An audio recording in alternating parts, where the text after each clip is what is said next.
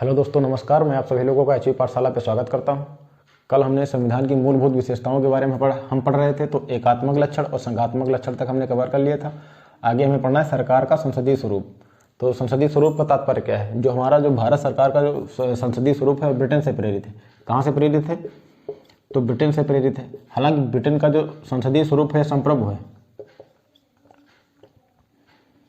अगर हम ब्रिटेन के संसदीय स्वरूप की बात करते हैं तो यह संप्रभु है। किंतु भारत की अगर हम बात करें तो भारत का जो प्रधान होगा वह निर्वाचित होगा, ना कि संप्रभु है। किसी उत्तराधिकार कानून के तहत नहीं, बल्कि इसका हमारे जैसे राष्ट्रपति महोदय का चुनाव किया जाता है। तो हमारे जो प्रधान होंगे वो निर्वाचित होंगे। अब हम इसकी तुलना करते हैं संसदीय प्रणाली और अध्यक्षीय प्रणाली से। अमेरिका के अध्यक्षीय प्रणाली से इसकी हम तुलना करते हैं। तो इसमें देखते हैं कौन कौन से महत्वपूर्ण लक्षण हैं। तो इधर लिख लेते हैं संसदीय स्वरूप, इधर लिख लेते हैं अध्यक्षीय स्वरूप। तो इसमें तुलना करते हैं, देखते हैं क्या है महत्वपूर्ण लक्षण इसके। अगर हम अपने संसदीय स्वरूप की बात करते हैं तो जो हमारी विधायिका एवं कार्यपालिका है यह आपसी सहयोग एवं समन्वय पर आधारित है। कैसे आधारित है? तो जो विधायिका एवं कार्यपालिका है, विधायिका एवं कार्यपालिका आपसी सहयोग पर आधारित है। अगर हम बात करते हैं अध्यक्षीय प्रणाली में तो विधायिका एवं कार्यपालिका जो शक्ति के विभाजन पर आधारित है। शक्तियों के विभाजन पर आधारित है।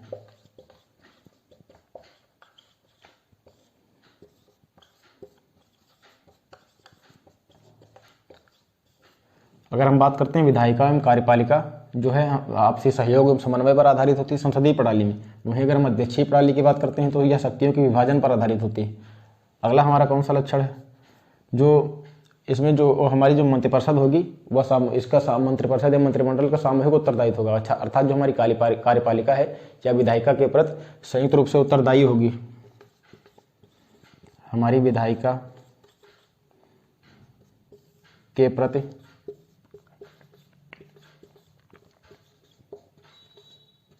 कार्यपालिका का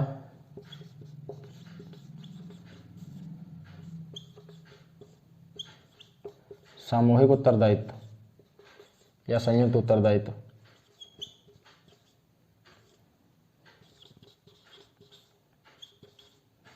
इसमें इसका अभाव रहता है। अगर हम संसदीय प्रणाली की बात करते हैं तो संसदीय प्रणाली की अगर हम बात करते हैं तो विधायिका के प्रति कार्यपालिका का सामूहिक उत्तरदायित्व होता है। अध्यक्षीय प्रणाली में इसका अभाव देखने को मिलता है। अगर हम बात करें संसदीय प्रणाली के अन्य लक्षण की तो जो बहुमत होगा, जिस दल को बहुमत प्राप्त होगा वही दल सत्ता में होगा। बहुमत दल की सत्ता होगी।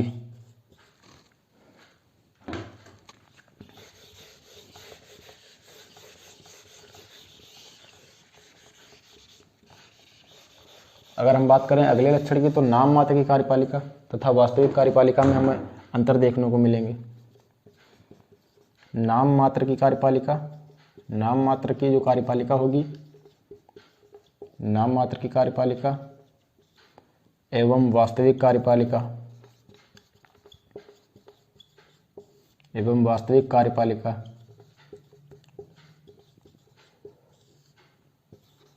में अंतर होगा। इसमें अंतर नहीं होगा। अगर हम बात करते हैं नाम मात्र की कार्यपालिका एवं वास्तविक कार्यपालिका में अंतर होगा। ठीक है, नाम मात्र की कार्यपालिका का तात्पर्य क्या है? तो नाम मात्र की अगर हम कार्यपालिका की बात करें, जैसे हमारे राष्ट्रपति महोदय के नाम पर भारत का शासन चलाया जाता है। किंतु अगर वास्तविक शक्तियों का हम उपयोग की बात करें, वास्तविक शक्तियों का जो उपभोग कौन करता है? हमारे प्रधानमंत्री महोदय। तो नाम मात्र की कार्यपालिका तथा वास्तविक कार्यपालिका में अंतर होगा। बल्कि अध्यक्षीय प्रणाली की अगर हम बात करते हैं तो नाम मात्र की कार्यपालिका एवं वास्तविक कार्यपालिका के अंतर जो है अपेक्षाकृत उसमें अभाव पाया जाएगा। अगर हम इसके गुण और दोषों पर हल्की नज़र डाल लेते हैं, इसके संसदीय प्रणाली के गुण कौन से हैं और अध्यक्षीय प्रणाली के गुण कौन से हैं, और फिर इनके दोष कौन कौन से हैं अभी देख सकते हैं। तो अगर हम इसमें पहले इसके गुणों की बात करें तो इसमें सामूहिक उत्तरदायित्व का होगा। इसमें सामूहिक उत्तरदायित्व हमें नहीं देखने को मिलता है। अगर हम इसके देखते हैं इसके दोष कौन कौन से हैं। अगर इसके हम दोषों पर चर्चा करते हैं तो आमतौर पर इसमें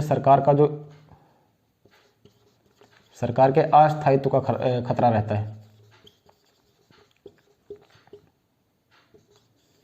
इसमें सरकार के अस्थायित्व का खतरा बना रहता है। सरकार के अस्थायित्व का तात्पर्य क्या है? जैसे कि अगर हम देखते हैं गठबंधन की सरकारें, जब हमारे भारत देश में जब गठबंधन की सरकारों का दौर शुरू हुआ था, तो जैसे कोई एक पार्टी गठबंधन मान लेते हैं, जैसे ये सरकार है, ठीक है, इसको एक दो या कई पार्टियां मिल करके सरकार चला रही, ठीक है, सरकार को चला रही। अगर इनके द्वारा अपना समर्थन खींच लिया गया तो ये सरकार गिर जाएगी, तो उसे हम कहते हैं गठबंधन की सरकारें। तो गठबंधन की सरकारों में जो थे हमें क्या देखने को मिला? सरकार का अस्थायित्व, अर्थात जो सरकार कितने समय तक शासन करेगी इसके कोई निश्चितता का अभाव रहा। अगर हम अध्यक्षीय प्रणाली की बात करें तो इसमें सरकार की अस्थायित्व का खतरा नहीं रहता है, इसमें अपेक्षा हमें स्थायित्व देखने को मिलेगा। स्थायित्व कैसे देखने को मिलेगा? आमतौर पर अगर कार्यकाल की बात करें तो यहाँ पर 4 वर्ष का कार्यकाल होता है, किंतु जैसे कि वे डोनाल्ड ट्रंप के खिलाफ अविश्वास प्रस्ताव लाए गए थे किंतु उन्हें हटाया नहीं जा सका, तो राष्ट्रपति को वहाँ हटाने की जो प्रक्रिया रखी गई वो अत्यधिक जटिल है। जो अमेरिका में राष्ट्रपति महोदय को हटाने की जो प्रक्रिया है वो अत्यधिक जटिल है, इसलिए मुश्किल हो जाता है उन्हें राष्ट्रपति को अपने पद से हटाने के लिए। इसीलिए आमतौर पर उसमें स्थायित्व देखने को मिलता है। किंतु यहाँ अगर बात करें जैसे किसी पार्टी के द्वारा अपना समर्थन वापस ले लिया गया तो गठबंधन की सरकारें आमतौर पर सत्ता में नहीं रह सकती।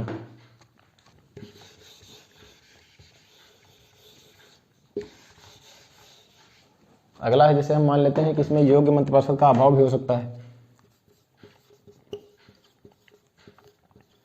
योग्य मंत्रिपरिषद का अभाव भी देखने को मिल सकता है, किंतु इसमें योग्य मंत्रिपरिषद होती है।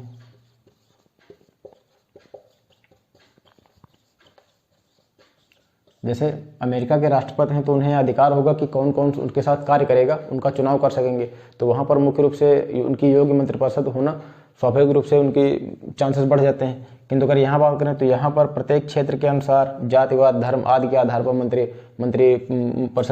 मंत्रिपरिषद में सीटों को बंटवारा देखने को मिलता है। तो इसलिए योग्य मंत्रिपरिषद का अभाव भी हम देखने को पाते हैं, किंतु उसमें अपेक्षाकृत ऐसा नहीं। तो उम्मीद है आप लोगों के टॉपिक समझ आया होगा।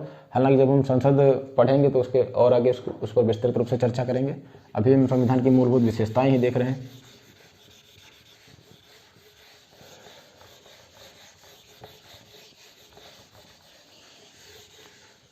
तो अगला हमारा लक्षण है न्यायिक सर्वोच्चता। अगली विशेषता हमारी क्या है? न्यायिक सर्वोच्चता।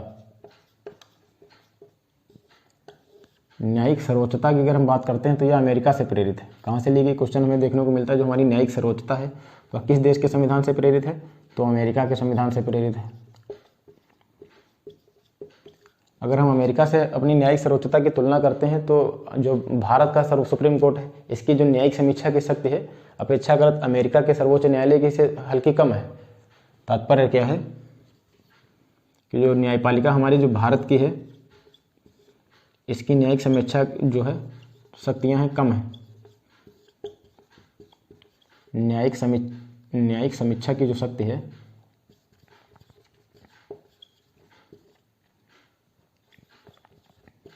कम। अगर हम भारत की बात करते हैं तो भारत में न्यायिक समीक्षा की शक्ति जो है अपेक्षाकृत कम है। किससे? तो अमेरिका से। अमेरिका के न्यायालय से अगर बात की जाए, अमेरिका के न्यायालय से न्यायिक समीक्षा की शक्ति कम है, इसकी अपेक्षाकृत अधिक है। तो इसका कारण क्या है?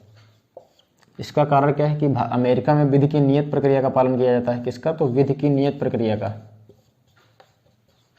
विधि की नियत प्रक्रिया का पालन किया जाता है। अगर अमेरिका की हम बात करते हैं तो अमेरिका में विधि की नियत प्रक्रिया का पालन किया जाता है।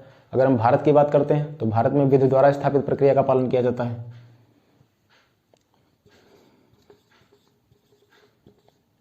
विधि द्वारा स्थापित प्रक्रिया का पालन किया जाता है। ये क्वेश्चन आए हुए सभी हैं। विधि द्वारा स्थापित प्रक्रिया का पालन किया जाता है।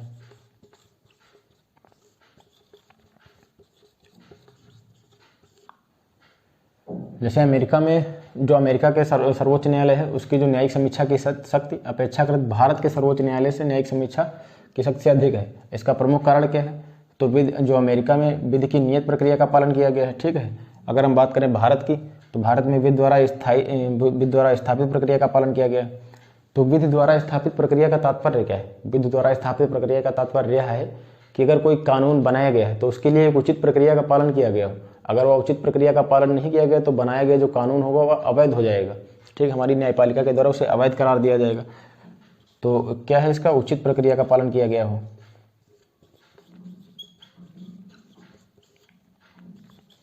उचित प्रक्रिया का पालन, अगर हम बात करें विधि की नियत प्रक्रिया का तात्पर्य, तो विधि की नियत प्रक्रिया का तात्पर्य यह है कि अगर कोई कानून बनाया गया तो वह भेदभाव रहित हो, किसी के मतलब दो या दो से अधिक व्यक्ति या समूहों से किसी भी प्रकार का भेदभाव रहित हो। ठीक है, भेदभाव से युक्त ना हो, कानून जो बनाए गए हैं वह निष्पक्ष हो, भेदभाव को ना दर्शाते हो, तो ये विधि की नियत प्रक्रिया में शामिल होंगे। निष्पक्ष हो गए, भेदभाव रहित।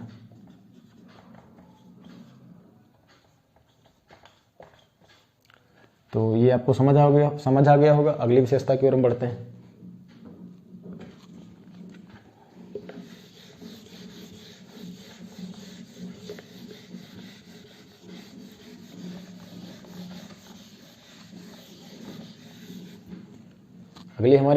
अगली विशेषता है एकीकृत स्वतंत्र न्यायपालिका।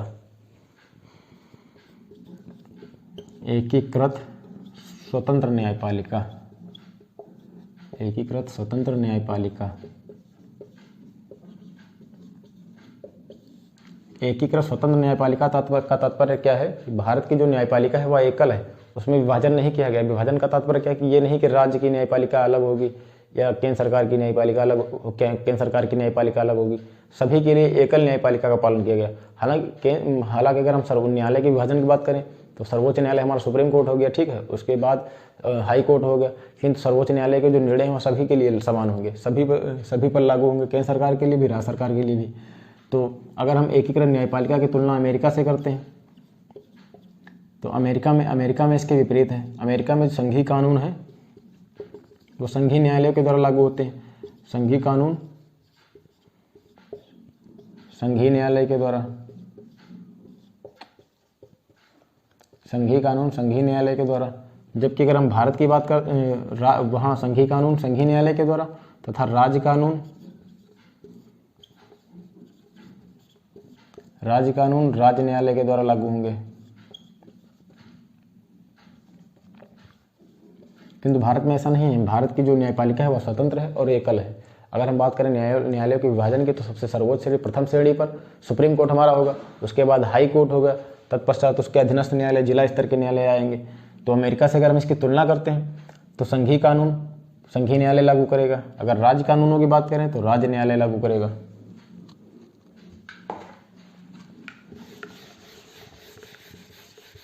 अब हम बात करते हैं मौलिक अधिकार, जो हमारे संविधान की सभी विशेषताओं में एक प्रमुख विशेषता है।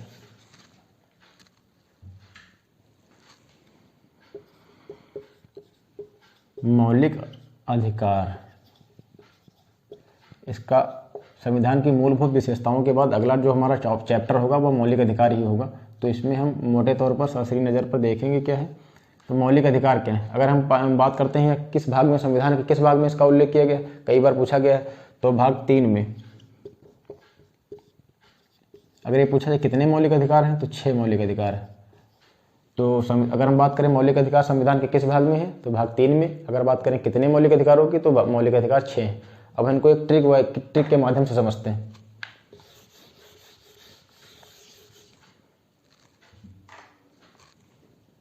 आप इसको नोट कर सकते हैं कि समानता ने कहा स्वतंत्रता से, समानता ने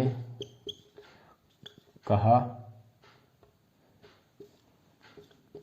स्वतंत्रता से, समानता ने कहा स्वतंत्रता से शोषण करो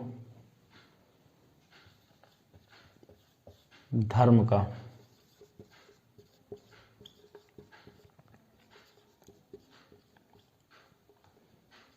और समानता ने कहा स्वतंत्रता से शोषण करो धर्म का और संस्कृति को बचाओ उपचार के द्वारा। संस्कृति को बचाओ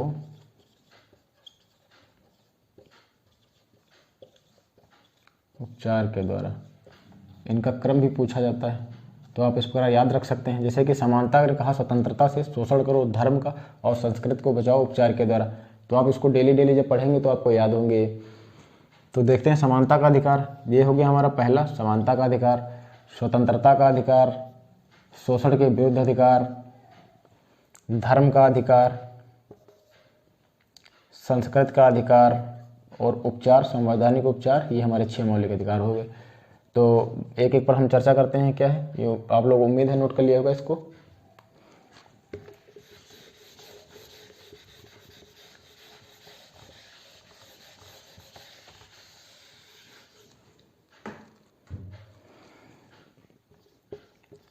समानता का अधिकार, समानता का अधिकार अगर हम बात करें किस अनुच्छेद से लेकर के किस अनुच्छेद तक है, तो यह आर्टिकल 14 से लेकर के आर्टिकल 18 तक, ठीक है। स्वतंत्रता का अधिकार,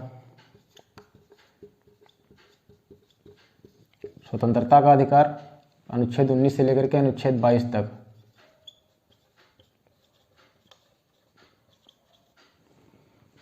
समानता का अधिकार, स्वतंत्रता का अधिकार, शोषण के विरुद्ध अधिकार कि कोई भी आपका शोषण नहीं कर सकता है।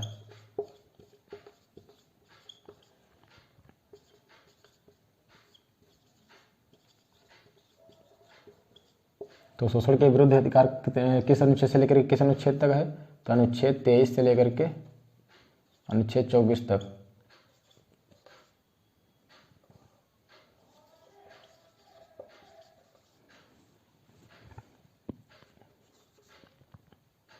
सांस्कृतिक एवं शैक्षणिक समानता नहीं का, स्वतंत्र से शोषण करो। धर्म का, धार्मिक अधिकार,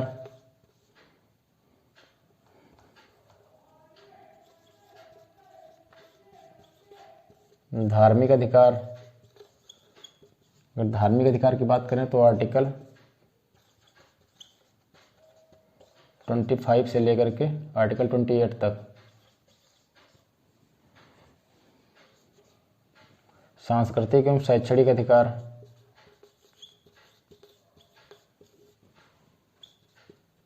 सांस्कृतिक एवं शैक्षणिक अधिकार ये आपके आर्टिकल 29-30 में देखने को मिलेंगे। संपत्ति के अधिकार को मौलिक अधिकार से हटा दिया गया, उसका अपना विवाद है, आगे हम इस पर चर्चा भी करेंगे जब फंडामेंटल राइट्स का चैप्टर पढ़ेंगे। संवैधानिक उपचार का अधिकार,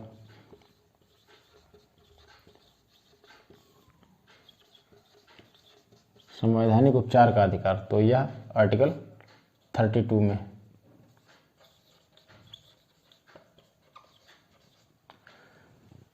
तो देखते हैं समानता का अधिकार किस अनुच्छेद से लेकर के किस अनुच्छेद तक है, तो आर्टिकल 14 से लेकर के आर्टिकल 18 तक, ठीक है। अगर हम बात करें स्वतंत्रता का अधिकार तो आर्टिकल 19 से लेकर के आर्टिकल 22 तक।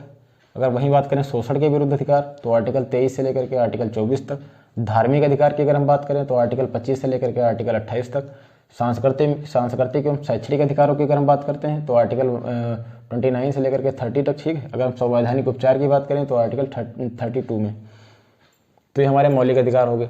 अच्छा, मौलिक अधिकारों के बारे में अगर हम अतिरिक्त चर्चा करते हैं तो मौलिक अधिकारों का अगर हमारा हनन होता है तो हम सीधे सर्वोच्च न्यायालय जा सकते हैं। अगर हमारे मौलिक अधिकारों का हनन होता है तो इन्हें लागू करवाने के लिए सीधे सर्वोच्च न्यायालय जा सकते हैं। कुछ मौलिक अधिकारों की बात करें तो ये राज्य के विरुद्ध भी प्राप्त हैं, और कुछ मौलिक अधिकारों की अगर हम बात करें तो इन्हें राज्य तथा व्यक्ति दोनों के विरुद्ध प्राप्त है। जैसे कि अस्पृश्यता जो है यह राज्य तथा व्यक्ति दोनों के विरुद्ध प्राप्त है। जैसे आर्टिकल 17 की अगर हम बात करें तो यह राज्य तथा व्यक्ति या निजी तौर पर दोनों, जैसे राज्य का मतलब किसी भी सरकारी दफ्तर या किसी अन्य सरकारी कार्यालय में किसी भी प्रकार की अस्पृश्यता नहीं की जाएगी, यह दंडनीय अपराध है। किसी भी व्यक्ति के द्वारा छुआछूत या भेदभाव इस तरह के नहीं किए जाएंगे कि यह भी दंडनीय अपराध है। तो कुछ उपबंध ऐसे हैं जो राज्य के विरुद्ध प्राप्त हैं, जबकि कुछ उपबंध ऐसे हैं जो राज्य तथा निजी दोनों व्यक्तियों के विरुद्ध हमें प्राप्त हैं मौलिक अधिकार। अगर हम इनकी प्रकृति की बात करें तो नकारात्मक, अर्थात राज्य को किसी प्रकार के राज्य पर जो है प्रतिबंधों का आरोपण करते हैं। अगर इनका उल्लंघन किया जाता है तो हमारे जो सर्वोच्च न्यायालय के माध्यम से रिट जारी की जाती है। अगर हम जैसे हमारे मौलिक अधिकारों का हनन हुआ, हम सर्वोच्च न्यायालय गए तो वह इसके संबंध में सर्वोच्च न्यायालय के माध्यम से रिट जारी करी जाएंगी। अधिकार परीक्षा, उत्प्रेषण, परमादेश, इस प्रकार के हमारे सर्वोच्च न्यायालय के द्वारा रिट जारी करेंगी। जब हम ये सर्वोच्च न्यायालय का चैप्टर पढ़ रहे होंगे तो विभिन्न प्रकार की रिटों का क्या मतलब है, इनका क्या अर्थ है, इस बारे में हम चर्चा करेंगे विस्तार से। तो ये मौलिक अधिकार आप लोगों ने देख लिया।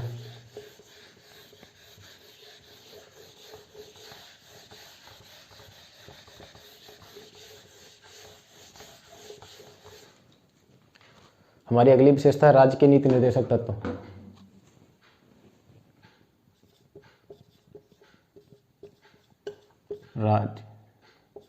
राज्य के नीति निर्देशक तत्व। राज्य के नीति निर्देशक तत्व। धन्यवाद दोस्तों। अगर हमारा वीडियो आपको पसंद आया हो तो लाइक कीजिए एंड हमारे चैनल को सब्सक्राइब कीजिए एंड अपने दोस्तों के साथ शेयर भी कीजिए। मिलते हैं अगले दिन। नमस्कार।